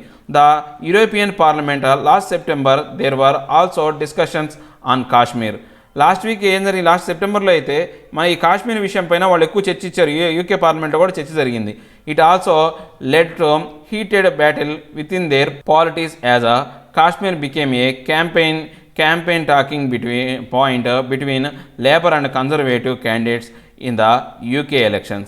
అంటే ఇది ఎంత ప్రాధాన్యత సంతరించుకుంది అంటే వాళ్ళ యొక్క రాజకీయాల్లో కూడా ఈ విషయాన్ని ఉపయోగించుకొని అంటే వాళ్ళు లేబర్ పార్టీ కన్జర్వేటివ్ పార్టీ ఏంటంటే మన జరిగిన యూకే ఎలక్షన్లో దీని మీద కూడా ఈ కాశ్మీర్ విషయాన్ని మీద కూడా క్యాంపెయిన్ చేసుకుంటూ వచ్చారు. The Modi government's invitation to far right members of the European parliament MEPs to visit Kashmir last October has riled European diplomats from various countries. They have been denied similar access. అంటే ఇప్పుడు మనం ఏమైనా చూసుకుంటే Modi government ఏం చేసిందంటే ఎవరైతే European union parliament members ఎవరైతే ఉన్నారో వాళ్ళని మన భారతదేశానికి కాశ్మీర్ ఇష్యూ మీద విజిట్కి పిలిచింది. ఇదంతా కూడా రైల్ అంటే ఏంటంటే ఒక ఇరిటేషన్ అనమాట. అంటే విసిగించినట్టుగా అనిపించింది. యూరోపియన్ డిప్లొమాట్స్ ఎవరైతే ఉన్నారో అక్కడ ఉన్న రాజకీయ నాయకులు వాళ్ళందరూ కూడా వాళ్ళని ఇరిటేట్ చేసినట్టు ఉందన్నమాట. కరెక్ట్గా లేకుండా ఇరిటేట్ చేసిన ఇబ్బంది పెట్టే విధంగానే ఉంది. అందువల్ల కొంతమంది ఏం చేశారంటే ఇలాంటి పరిణామాలు కొంతమంది రాకుండా ఆగిపోయారు, మేము రామని చెప్పేశారు. తర్వాత డెంటింగ్ బంగ్లాదేశ్ రిలేషన్షిప్. అంటే ఇప్పుడు బంగ్లాదేశ్ రిలేషన్షిప్ డెంట్ ఏంటి జరిగిన దెబ్బను మనం ఏం చేస్తామంటే దాని మీద పుండు మందు పోయటమో లేకపోతే ఇరిగిపోయిన దాన్ని అతికించడం డెంటింగ్ అనమాట. బంగ్లాదేశ్ రిలేషన్స్కి మనకు దెబ్బతిన్నాయి, దాన్ని మళ్ళీ మనం తిరిగి పురోగమించడానికి మనం చేస్తున్నాం. In the neighbourhood the government has upset both friend and foe with its wording of the CAA. అంటే ఇప్పుడు మనం కనుక చూసుకుంటే మన యొక్క పొరుగు దేశమైన బంగ్లాదేశ్ అనేది ఏదైతే ఉందో అది బాగా ఒక స్నేహపూరితంగా మరియు శత్రువుగాను 2 రకాలుగా ఉండే దేశం అనేది ఈ సిఏఏ మీద చాలా వ్యతిరేకత అనేది చూపించింది వార్డింగ్ అనేది మీద. Pakistan is predictably angry while Afghanistan is more muted. Pakistan అనేది ఇంక చెప్పే పని లేదు, అది ఆల్రెడీ కోపంగానే ఉంది ఈ బిల్లుల మీద. తర్వాత ఆఫ్ఘనిస్తాన్ అనేది ఇంకేమీ మాట్లాడుకుంది, ఎందుకనే అక్కడ ఎలక్షన్ జరుగుతుంది, అక్కడ పరిస్థితే బాగాలేదు. వాళ్ళు ఎలక్షన్లో ఉన్నారు కాబట్టి నాయకులందరూ కూడా దాని మీద కాన్సన్ట్రేషన్ ఉన్నారు కాబట్టి దీని గురించి స్టేట్మెంట్ ఇచ్చే టైం కూడా వాళ్ళకి లేదు.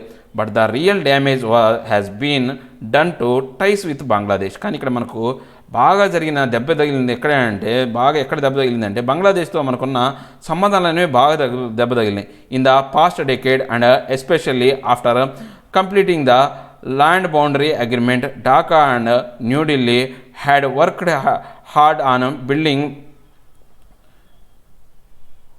building connectivity, opening energy routes, trade and development travel links, the relation links.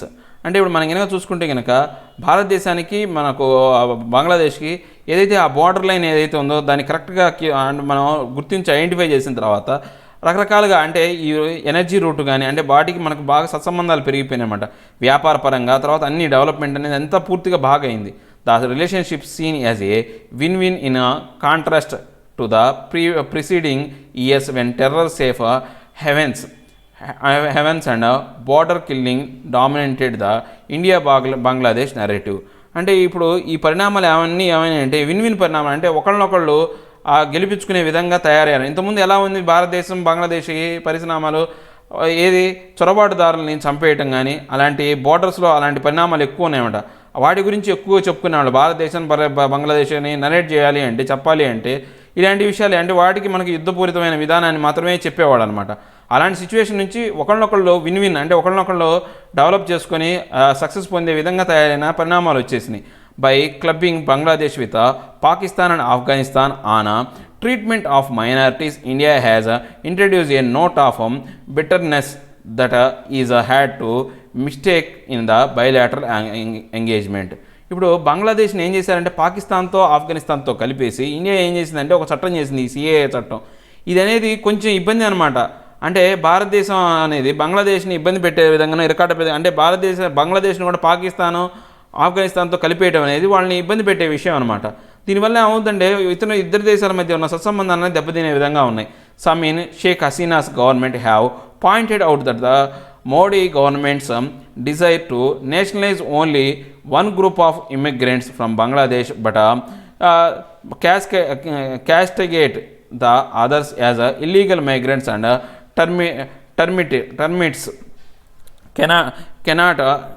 termites cannot but be seen in a communal light.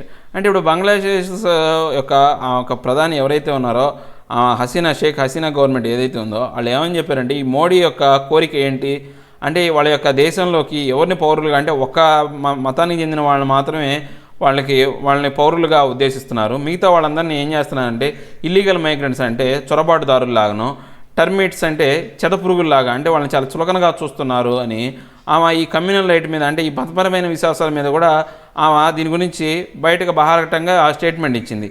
If India's motivation has compassion for the religious persecuted, they ask why was the Modi government so impervious to Ms. Hasina's repeated request for help in the Rohingya refugees issue.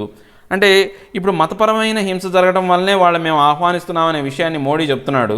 ఒకవేళ అలా చెప్తే కనుక దాని పరమైన విషయం జరిగితే కనుక మరి ఆమె హసీనా బేగం అనే హసీనా అనేది ఆమె చాలా కాలం నుంచి ఏంటంటే మోడీని అడుగుతూ ఉంది ఏమని ఆ రోహింగ్యా నుంచి వస్తున్న ఆ రిఫ్యూజీస్ ఎవరైతే ఉన్నారో వాళ్ళని కొంతమందిని మీరు తీసుకోండి, వాళ్ళకు కొంత సహాయం చేయండి అని చాలా కాలంగా అడుగుతుంది.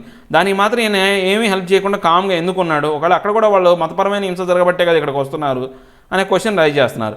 Regardless of the reasoning, India diplomats include a new foreign secretary Harshvardhan Shringla who had earlier served in Dhaka will have their work cut out in repairing the damage. అంటే ఇప్పుడు మనం కనుక చూసుకుంటే కనుక ఇప్పుడు ఫారెన్ ఎక్స్టర్నల్ అఫైర్స్ ఎవరైతే ఉన్నారో ఆ హర్షవర్ధన్ శ్రింగా ఆయన ఒకప్పుడు ఢాకాలో పనిచేశాడు అనమాట. మన యొక్క దౌత్యవేత్తగా ఆయన ఢాకాలో పనిచేశాడు అనమాట. సో ఆయన ఏం చేస్తున్నాడంటే ఇప్పుడు మళ్ళీ తిరిగి ఈ సత్సంబంధాన్ని ఏర్పరచడానికి ప్రయత్నిస్తున్నాడు. If close friend Bangladesh that defends India at the Organisation of Islamic Cooperation feels that India's action are religiously discriminatory, it is only a matter of time before other in the Islamic world, most notable the Arabic countries who have been muted so far, will become more vocal. అంటే ఇప్పుడు మనం కనుక చూసుకుంటే కనుక భారతదేశానికి ఒక స్నేహమైనటువంటి బంగ్లాదేశ్ కనుక మన మీద ఇలా డిఫెండ్ చేస్తే కనుక అంటే వ్యతిరేకత చూపిస్తే కనుక మనం యుద్ధం చేసినట్టు వ్యతిరేకత చూపిస్తే కనుక భారతదేశం అనేది అంటే మత ప్రాతిపదికన వివక్షత చూపిస్తుంది అని అందరికీ చెప్పొచ్చు, అందరికీ చెప్పే విధంగా లేకపోతే అందరినీ పాయింట్అవుట్ చేసే విధంగా తర్వాత ఆ ఇస్లామిక్ స్టేట్ ఏదైతే ఉందో ఆ అరబ్ కంట్రీకి సంబంధించిన వాటికి కూడా అర్థమైపోద్ది అనమాట. The OIC is a plan for a special meet on Kashmir and CAA in April 2020, possibly in Islamabad is a one such indicator. అంటే ఇప్పుడు ఈ ఇస్లామిక్ స్టేట్ ఏదైతే ఉందో ఓఐసి ఏదైతే ఉందో ఆ ఆర్గనైజేషన్ అంటే ఇస్లామిక్ స్టేట్కి సంబంధించిన ఆర్గనైజేషన్ ఆఫ్ ఇస్లామిక్ కంట్రీస్ అనే దాని గురించి చూసుకుంటే కనుక వాళ్ళు రేపు 2020 ఏప్రిల్లో ఈ సిఏఏకి సంబంధించిన దాని గురించి ఇస్లామాబాద్లో మీటింగ్ పెట్టాలని చూస్తున్నారు. అది ఒక ఇండికేటర్ అనమాట మన భారతదేశానికి వ్యతిరేకంగా జరిగేది. It would be easy to dismiss all of the above with a simple line that they constitute interface in India's internal affairs. అంటే మనం దాన్ని అంతా కూడా ఈజీగా ఒక చిన్న మాటతో కొట్టేయచ్చు. ఏమని వీళ్ళందరూ కూడా మన భారతదేశం యొక్క అంతర్గత విషయాల్లోకి ఎంటర్ అవుతున్నారని ఒక చిన్న మాటతో కొట్టేయచ్చు. Even if countries issue statement and would body pass or resolution on detention and internet ban in Kashmir, the crackdown in Uttar Pradesh and protest across the country does New Delhi really need to worry. అంటే మనం కొట్టిపడేసినప్పటికీ వాళ్ళది మన గురించి ఏదైనా రెజల్యూషన్ కానీ మన భారతదేశానికి సంబంధించిన, ఎందుకని వాళ్ళతో మన ఆయిల్ వ్యాపారం అనేది ఎక్కువ జరుగుతుంది. మనకు చమురు కర్మగా చమురు మొత్తం కూడా వాళ్ళ దగ్గర నుంచి మనం ఇంపోర్ట్ చేసుకుంటూ ఉంటాం. వాళ్ళు కనుక ఏదైనా రెజల్యూషన్ కనుక పాస్ చేసి దేనికి సంబంధించి కాశ్మీర్ విషయం కానీ లేకపోతే ఉత్తరప్రదేశ్లో మన జరిగిన హింసాకాండ సిఏఏ బిల్ మీద జరిగిన హింసాకాండ అయితేనేమి, తర్వాత న్యూఢిల్లీలో కానీ ఈ న్యూఢిల్లీ అనేది దీని గురించి ఆలోచించాలా, బాధపడాల్సిన విషయం. They are in fact a number of reasons why government must weigh its diplomatic posture on these issues carefully, as all of them are likely to dominate its time in 2020. అంటే మనం కనుక చూసుకుంటే కనుక భారతదేశం వీటన్నిటి గురించి ఆలోచించాలి. ఎందుకని మన యొక్క దౌత్యపరమైన సంబంధాలు అనేవి అన్నిటితో దెబ్బతినే పరిస్థితి వస్తుంది. సో ఇవన్నీ గురించి 2020లో మనల్ని డామినేట్ చేసి అంటే మన మీద ఆధిపత్యం చెలాయించే విధంగా రాబోయే రోజుల్లో ఉండొచ్చు అనమాట. స్టెప్స్ దట్ కూడా ప్యాక్ ఏ పంచ్. అంటే ఇప్పుడు మనం కనుక ఈ యొక్క వీటన్నిటిని కూడా ఈ పంచ్ ఇవ్వాలి అంటే వీటన్నిటిని కూడా దాని నుంచి తప్పించుకోవాలి అంటే మనం ఏం చేయాలి? First, not all statements and resolutions are empty rhetoric. అంటే ఇప్పుడు మనం కనుక ఏదైతే స్టేట్మెంట్లు లేదా రెజల్యూషన్స్ ఏవైతే ఉన్నాయో వాటన్నిటిని కూడా మనం తీసేయడం అంటే మనం చేసిన మార్పులు అన్నీ చేయడం అనేది అది ఎంటీ రెహాటిక్. అంటే దానివల్ల ఏం ఉపయోగం లేదు. రెహాటిక్ అంటే ఒక విజయం లాంటిది అనమాట, సక్సెస్ లాంటిది. And could lead to worrisome measures against India. అది ఇంకా ఏం చేస్తుందంటే మనల్ని ఇంకా ఇరకాటంలో పెట్టే సిచ్యువేషన్ తీసుకొస్తుంది. The US commission for international religious freedom has already recommended sanctions be considered for home minister Amit Shah and other officials. అంటే ఇప్పుడు యుఎస్ కమిషన్ అనేది ఒక ఇంటర్నేషనల్ రిలీజియస్ ఫ్రీడమ్ అనేది USCIRF అనేది కొన్ని శాంక్షన్స్ అనేది చేసిందనమాట.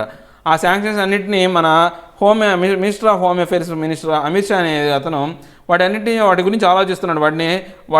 వాటి గురించి ఆలోచించడం మొదలుపెట్టాడు. While this may be considered an extreme step even laughable, it must be remembered that it was the USCIRF that first recommended a visa ban against Mr. Modi as Gujarat Chief Minister in 2005. అంటే ఇప్పుడు వాళ్ళ సూచనలన్నింటినీ కనుక పండుగలో తీసుకొని వాళ్ళ మాట కనుక వింటే అనేది అది చాలా భయంకరమైన స్టెప్ అనమాట. అది నవ్వులు పాలయ్యే స్టెప్. ఎందుకని ఈ USCIRF అనేది ఫస్ట్ మోడీని బ్యాన్ చేసింది, ఆయన యొక్క వీసాని బ్యాన్ చేసింది 2005లో. ఆయన యొక్క వీసాని బ్యాన్ చేసింది అదే గ్రూప్. సో ఆ గ్రూప్ ఉన్న మాటలు వినటం అనేది మనకు అవమానం అన్నమాట. To date, he remains the only individual world-side sanctioned through under the US International Religious Freedom Act of 1998. ఇప్పటి వరకు అలా US ఏదైతే యాక్ట్ చట్టం ద్వారా రిలీజియస్ ఫ్రీడమ్ యాక్ట్ 1988 అనే చట్టం ద్వారా international religious freedom act of 1998 అనే చట్టం ద్వారా వీసాని రద్దు చేయబడిన నాయకుల్లో ఒక మోడీ మాత్రమే ఉన్నాడనమాట ఇంతవరకు చూస్తే కనుక. In the US Congress to lawmakers can effectively block defence sales to India or pursue sanctions on the S-400 missile system purchase from Russia for example regardless of support in the Trump administration for India. అంటే ఇప్పుడు మనం ఏమైనా చూసుకుంటే ఏంటంటే already India అనేది అమెరికాతో కొంచెం సంబంధం అనేది తక్కువ దెబ్బతిన్న. ఎప్పుడు మనం రష్యా దగ్గర నుంచి S-400 మిసైల్స్ ఎప్పుడైతే కొంటున్నామో అప్పుడు ట్రంప్ అనేది అడ్మినిస్ట్రేషన్ అనేది కొంచెం మన ఇండియా మీద రిస్ట్రిక్షన్స్ వ్యతిరేకత అనేది చూపించింది. On the international stage the United Nations and its affiliated bodies which often sees toothless could provide a platform for India to be targeted. అంటే ఇప్పుడు మనం కనుక ఈ యునైటెడ్ నేషన్స్లో కానీ యుఎన్లో కానీ లేకపోతే దానికి సంబంధించిన బాడీస్ అఫిలియేటెడ్ బాడీస్ అంటే దానికి సంబంధించిన అనుసంధాన సంస్థలు ఏవైతే ఉన్నాయో వాటిని మనం రాబోయే కాలంలో చూడడానికి ఎలా ఉన్నాయంటే ఇవన్నీ కూడా భారతదేశాన్ని పాయింట్అవుట్ చేసే విధంగానో లేదా టార్గెట్ చేసే విధంగా ఉన్నాయన్నమాట. In December 2019 A suit by A relatively remote player the Gambia ensured that Myanmar top leadership was made to appear for the public hearing at the International Court of Justice at the Hague in connection with the Rohingya issue. ఇప్పుడు మనం కనుక చూసుకుంటే international court హ్యూగేలో Gambia అనేది ఒక case వేసింది. ఎవరి మీద? Myanmar government మీద. ఎందుకని రోహింగ్యా ముస్లిమ్స్ ఇబ్బంది పడుతున్నారు అనే ఉద్దేశంతో వాళ్ళు ఒక కేసు వేశారు. సో ఆ మయన్మార్కి చెందిన హైయెస్ట్ అంటే ఆమె అగ్నాన్ సూకీ అనే ఆమె ఇంటర్నేషనల్ ఎక్స్టర్నల్ మినిస్టర్, ఆమె కూడా వచ్చి ఆ కోర్టుకు హాజరవ్వాల్సిన పరిస్థితి ఉంది అనమాట. అలాంటి సిచ్యువేషన్ అనేది మన భారతదేశానికి కూడా రావచ్చు. New Delhi is break in ties with Turkey and Malaysia for their comments at the UN on Kashmir could also lead to them weakening India's legitimate position at a financial action task force where it hoped to blacklist Pakistan for terror financing this year. అంటే భారతదేశం UN commission మీటింగ్లో భారతదేశం అనేది తన యొక్క సత్సంబంధాలు టర్కీతో మలేషియాతో దెబ్బతీసుకుంది. ఎందుకని? దేనికి సంబంధించి అంటే ఈ కాశ్మీర్ విషయంలో పాకిస్తాన్ని మనం పాయింట్అవుట్ చేస్తూ మనం ఒక ఫైనాన్షియల్ యాక్షన్ టాస్క్ ఫోర్స్లో పాకిస్తాన్ని బ్లాక్ లిస్ట్లో పెట్టాలి అనే ఉద్దేశంలో ఉన్నానమాట. అలాంటి పరిణామాల్లో ఉన్నప్పుడు ఈ రెండు దేశాలు టర్కీ అనేవి తర్వాత మలేషియా అనేవి మన రెండు వ్యతిరేకం అవడం వల్ల మనకు ఫేవరబుల్గా ఓటేసే అవకాశం పోతుంది అనమాట. వీటింగ్ అవకాశం అనేది పోతుంది అనమాట.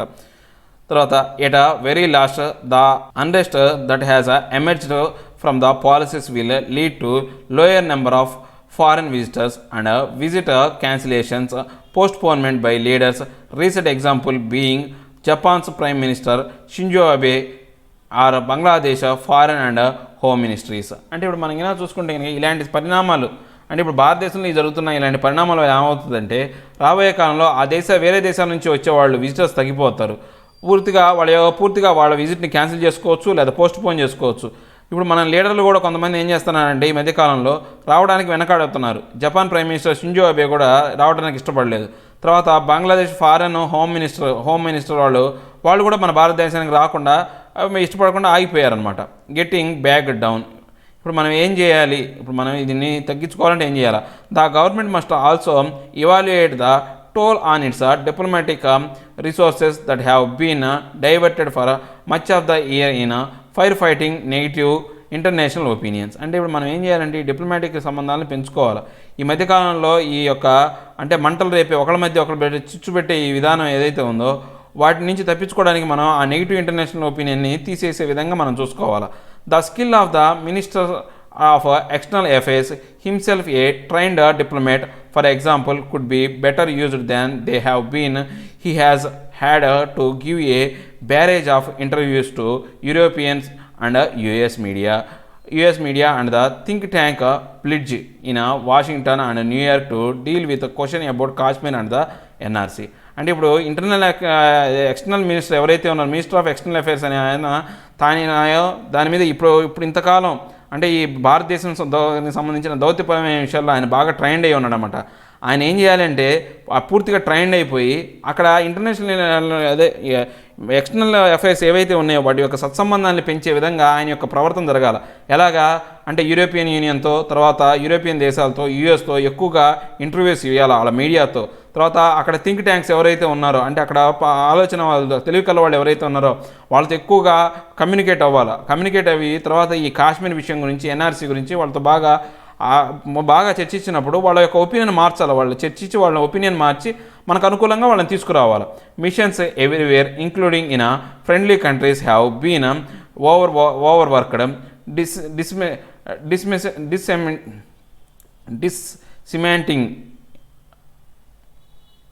disseminating FAQs and lobbying with lawmakers on Article 370, the Ayodhya verdict and the CAA. అంటే ఇంకా ఏం చేయాలా? ఈ మిషన్లో భాగంగా ఆయన ఏం చేయాలంటే మన భారతదేశంతో స్నేహపూర్వకంగా ఉన్న దేశాలతో కూడా ఎక్కువగా వాళ్ళ మీద ఎక్కువగా పనిచేయాలా, ఎక్కువగా వర్క్ చేయాలా. తర్వాత వాళ్ళ మధ్య ఏర్పడిన దెబ్బతిన్న సంబంధాలకు కారణమైన క్వశ్చన్లు అన్నిటికీ కూడా సమాధానం చెప్పాలి. తర్వాత లా మేకర్స్తో కరెక్ట్గా ఒక చర్చలు తీసుకొచ్చి, అంటే వాళ్ళ లాబింగ్ జరగాల, వాళ్ళకి మనకు మధ్య పొత్తు జరిగే విధంగా ఏమైనా జరగచ్చు. అంటే ఈ ఆర్టికల్ 370 గురించి కానీ, అయోధ్య వర్డిక్ట్ గురించి కానీ, అయోధ్య తీర్పు గురించి కానీ, తర్వాత సిఏఏ గురించి వాళ్ళకి ఎక్కువగా ఇన్ఫర్మేషన్ ఇచ్చి వాళ్ళందరినీ మన వైపు తిప్పుకునే విధంగా ఉండాలి. Many are occupied marshalling their strengths to prevent resolution with a objectionable wording from being drafted and UN Security Council meeting from being held. అంటే ఇప్పుడు మనం కనుక చూసుకుంటే కనుక ఎక్కువ కూడా యుద్ధపూరిత వాతావరణం అనేది ఎక్కువగా బలపడిపోయింది. ఈ యుఎన్ సెక్యూరిటీ కౌన్సిల్లో కూడా మన అదే జరిగిందనమాట. Finally the government must consider the impact of it's domestic actions on India's diplomatic capital. అంటే మనం ఫైనల్గా ఇండియా ఏం చేయాలి అంటే, ఇప్పుడు జరుగుతున్న భారతదేశంలో జరుగుతున్న పరిణామాలు ఏవైతే ఉన్నాయో వాటికి సంబంధించిన దాన్ని, ఈ దౌత్యపరమైన విషయాన్ని అనేది కరెక్ట్గా చెప్పాలి. This capital is a complex combination of the good will and country has a banked on over decades as a democratic secular stable power bilateral transactions it can conduct in the present and potential it holds for future tries, particularly in terms of its economic and geopolitical strengths. అంటే ఇప్పుడు మనం కనుక చూసుకుంటే కనుక భారతదేశానికి అనేది చాలా కష్టమైంది. ఎందుకని ఇన్నాళ్ళు చాలా మంచి పేరుంది మన భారతదేశానికి. అంటే మన భారతదేశం ప్రజాస్వామ్య దేశం అని, లౌకికవాద దేశం అని, తర్వాత స్టేబుల్ పవర్ అధికారం అనేది కరెక్ట్గా ఉంటుందని, తర్వాత ఇలాంటి విషయాలన్నీ ఉన్నకాలం మనం చెప్పుకుంటూ వచ్చాం. కానీ ఇప్పుడు ఉన్నట్టుండి ఏమైంది, పూర్తిగా ఆ మార్పు అనేది మారిపోయి ఈ జియో పాలిటికల్ స్ట్రెంగ్త్ అనేది తయారైంది. జియో పాలిటికల్గా అంటే మన యొక్క భౌగోళికమైన రాజకీయాలు అనేవి పెరిగిపోయినాయి. At a time when the western world is in flux, the economy under stress and the rules based order in recess, India's diplomatic capital is being depleted at a rate unseen in the last few decades. అంటే ఇప్పుడు కనుక మనం చూసుకుంటే కనుక ఈ western దేశాలతో ఉన్న ఏదైతే ఆ ఫ్లెక్స్ అంటే కరెక్ట్గా లేవు, మనం వాళ్ళతో గొడవలు కానీ, తర్వాత మన ఎకానమీ అనేది బాగా స్ట్రెస్లో ఉంది, బాగా ఇబ్బందుల్లో ఉంది. తర్వాత రూల్స్ బేస్డ్ ఆర్డర్ అంటే ఈ రూల్స్ అనేవి కూడా చాలా మార్పులు వచ్చినాయి. ఇవన్నీ కూడా ఈ డిప్లొమాటిక్ అంటే దౌత్యపరమైన విషయాల్లో చాలా వెనకబడిపోయింది. అంటే కొన్ని దశాబ్దాలుగా ఎప్పుడు వెనకబడినంత విధంగా భారతదేశం వెనకబడిపోయింది అంటూ paraphrase Cassius in Shakespeare's Julius Caesar, the fruit may not lie in our diplomatic stars but in our selves and the problematic message the government is now trying to convey. అంటే ఇప్పుడు మనం కనుక చూసుకుంటే కనుక ఇవి పరిణామాలన్నీ ఎలా ఉన్నాయంటే, షేక్స్పియర్స్ రాసిన ఒక నవల ఏదైతే ఉందో జూలియస్ క్యాసర్ అనే ఒక నవల్లో ఎలా ఉందంటే, ఎప్పుడూ కూడా అంటే ఏది మనం అబద్ధాలతో కానీ ఏదైతే ఉందో ఆ రాజకీయపరమైన విషయాలతో ఆ డిప్లొమాటిక్ స్టార్స్ని అంటే అబద్ధాలతో ఆ సత్సంబంధాలు అనే దాన్ని మెయింటైన్ చేయలేము. But ourselves and problematic messages the government అంటే ఎప్పుడు కూడా మన అబద్ధాలతో మనం కవర్ చేయడం అనేది ప్రపంచానికి ఒక తప్పుడు సంకేతాలను పంపిస్తున్నట్టు, అంటే వాళ్ళని మన వైపు తిప్పుకునే విధంగానే ఉంటున్నాయి అని చెప్తున్నారు. ఇదండి ఈ థర్డ్ ఆర్టికల్. నెక్స్ట్ ఆర్టికల్ వచ్చేసి మనం చూసుకుంటే కనుక మనం ఇప్పుడు ఎనర్జీకి సంబంధించి మన భారతదేశంలో ఈ ఎనర్జీకి అంటే క్లీన్ ఎనర్జీ అయితేనేమి, మామూలుగా మన భారతదేశం అనేది ఎనర్జీ అనేది ఇంపార్టెంట్. రాబోయే కాలంలో ఈ కరెంటు కానీ లేకపోతే ఈ చమురు ఉత్పాదకాల మీద ఆధారపడేది సోలార్ పాయింట్స్ అంటే ఈ సోలార్ సంబంధించింది ఈ కరెంటుకి ఎలా డెవలప్ చేయాలా, అంటే ఈ ఎనర్జీని ఎలా ఎక్కువగా భారతదేశంలో తయారు చేసే విధంగా ఉండాలి అని చెప్పి ఆర్టికల్ అండి. చాలా సింపుల్ వార్డింగ్లోనే ఉంది ఈ ఆర్టికల్.